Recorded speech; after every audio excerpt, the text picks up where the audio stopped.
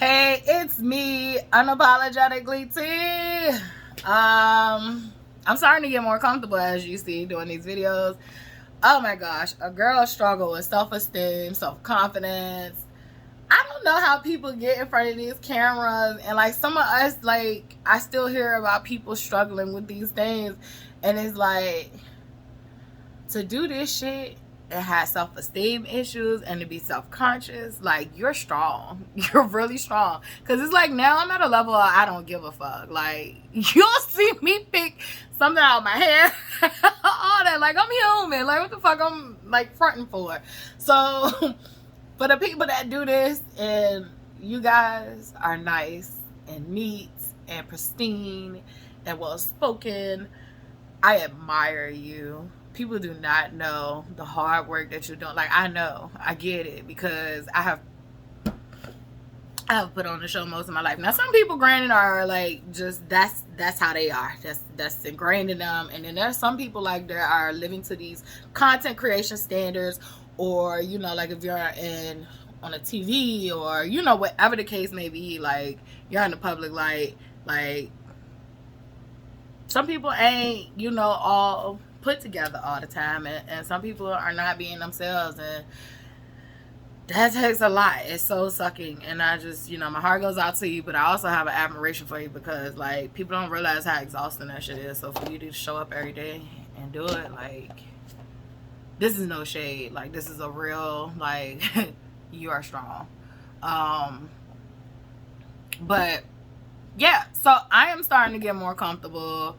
I'm starting to take more pictures. That's one of the things. Like, I did not take a lot of pictures. I have lots of pictures of them, but I don't have lots of pictures of me. I need somebody to be taking pictures of me, because like I be getting tired of posting selfies. Like, I need some body curve pictures. Like, but Charlotte she don't be wanting to get the right angles. Like, she'll let the fupa be fupaing. Like, she don't be caring, and I need someone who cares, who has integrity when they're with the camera.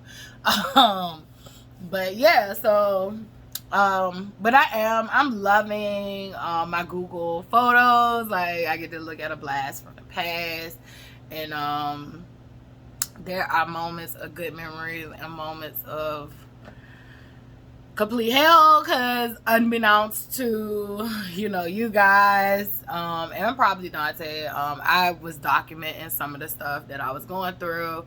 So I do come across videos that are hard to watch. Sometimes I want to delete them, but then I say, no, you need to keep these to remember what the fuck you've been through and what the fuck you ain't gonna go through ever again.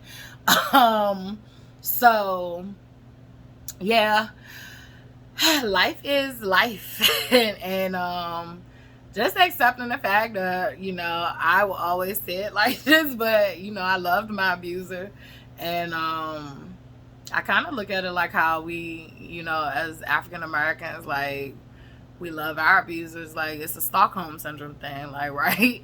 And I have done the unbrainwashing, but at the root of it, I still find that, like, the way we met and the way we developed a relationship, I did love him. I felt like he loved me to the best of his abilities, of what he knew love was. And of course, over time, that grew for both of us.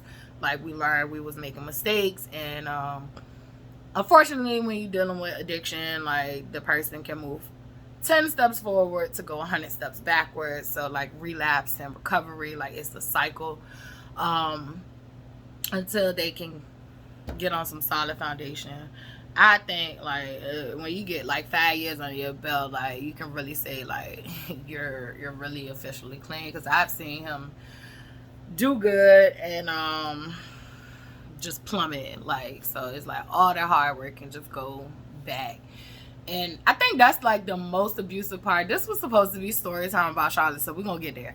But I think that's the most abusive part about if you're a family member, loved one, friend, and you're dealing with someone who has addiction, drug addiction in particular, but it can be like gambling, food. It could be anything that you're watching slowly kill them or slowly fuck up their quality of life. That's the hardest part, is wanting to forgive them, wanting to try again, wanting to believe them, and then they have these relapses and it destroys just everything, you know, you've built. It's kind of like a sandcastle on water. Like, it's like you're building this beautiful castle, and then like a couple of months from now, like water's gonna come but you can say a couple of minutes but water's gonna come and wash it all away, and now you're back to building it all over again. And I don't know, that's just my view of it. So it was very abusive because it was a cycle. It was a cycle of these ups and downs, and he fought hard. I'll give him that. He fought hard, but just shit overcame him. It was different parts, but like he was doing good. Like he was doing good, and then there's parts where like he drug us all to hell. So yeah. On a lighter note, I still have those moments. I cry with myself. I hurt. I wonder, you know, will I ever have like a real chance at love? Because I definitely don't want that to be my lasting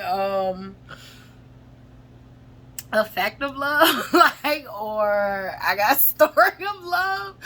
I love him, I always will love him, but goddamn, like, you know, sorry. I'm sorry, God. Not that word. But gee golly, gee willikers, like, can I, you know, can I have a real chance at love? Like, I'm getting older here, so like, I would think too, like, I would think like the old me would be real turned off from love, like, and I was, like, before he passed away, like, I didn't think I was gonna ever find love. I used to tell people, like, I'm traumatized. Like, I do not, look, a man would look at me like, if I ain't playing with your ass, like, I would play with people, like, flirt with people, but like, to take you serious, scared the shit out of me. And I just used to be like, love, nah, I can't do it. I can hook up, but I can't love you.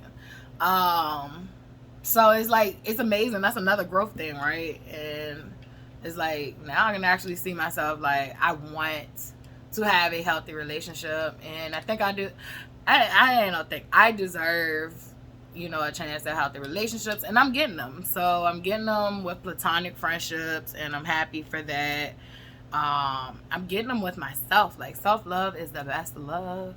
It's the love that I've been looking for, and I truly, like, understand now, like, you gotta be happy with you before you add somebody else to that equation, because I think that's what I was guilty with him, is relying on him for my happiness. And that was like an impossible feat to give him.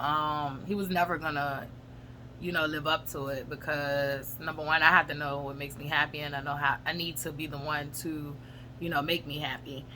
And it got to a point where I lost myself in that relationship and motherhood, that I didn't even know what it was to be happy. Like, I knew what it was to be a good daughter. I knew what it was to be a good girlfriend. I knew what it was to be a good mom, but I didn't know what it was to be good to T. And I feel like that's what I've done learning, is what it is to be good to me and what it is that I like to do. And I'm doing it. And so I take time when it feels right to me and do what I like to do. When I need to work, I have to work. And just finding that balance of what makes me happy. And doing these videos make me happy sometimes, and when they don't, I don't do them. So yeah, I'm 10 minutes in, and so let's go. Or maybe I should just make this a snippet of a video. It could be a 10-minute video. I think that should be a 10-minute video, because it's not on topic of what I wanted to talk about at all. So I don't know what this is gonna go under, but this is gonna be a video that I will post, because I haven't been posting. So y'all gonna get 3 this week. Or 3. I don't know how I'm gonna post them, but y'all get 3.